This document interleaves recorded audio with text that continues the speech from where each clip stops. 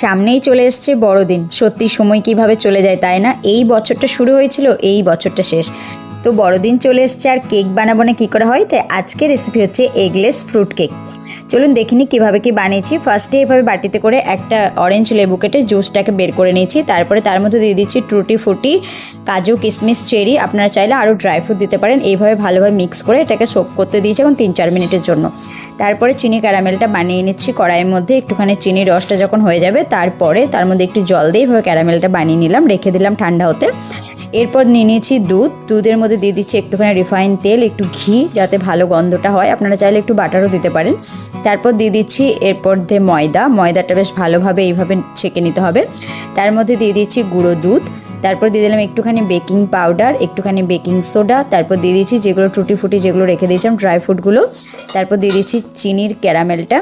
তারপরে সবার লাস্টে দিয়ে দিচ্ছি একটুখানি ভ্যানিলা ফ্লেভার, আর সবার শেষে দিয়ে দিচ্ছি একটুখানি লবঙ্গ, এলাচ গুঁড়ো।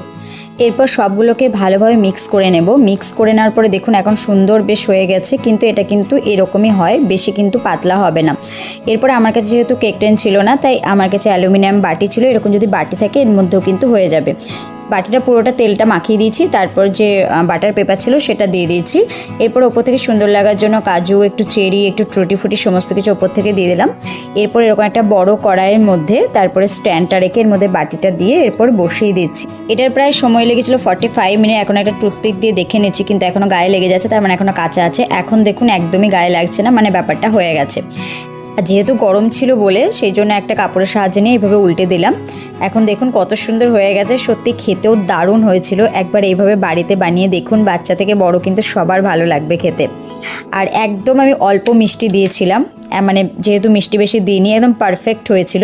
আর দেখুন কতটা নরম তুলতুলে হয়েছে দেখুন। তো আমার রেসিপিটা ভালো লেগে থাকলে অবশ্যই লাইক, কমেন্ট, শেয়ার করে দেবেন, চ্যানেলটিকে সাবস্ক্রাইব করে দেবেন। আর হ্যাঁ, এভাবে বাড়িতে বানিয়ে আমাকে কিন্তু কমেন্টে অবশ্যই জানাবেন। সত্যি খুব ভালো হয়েছিল, একবার দেখতে পারেন। টাটা।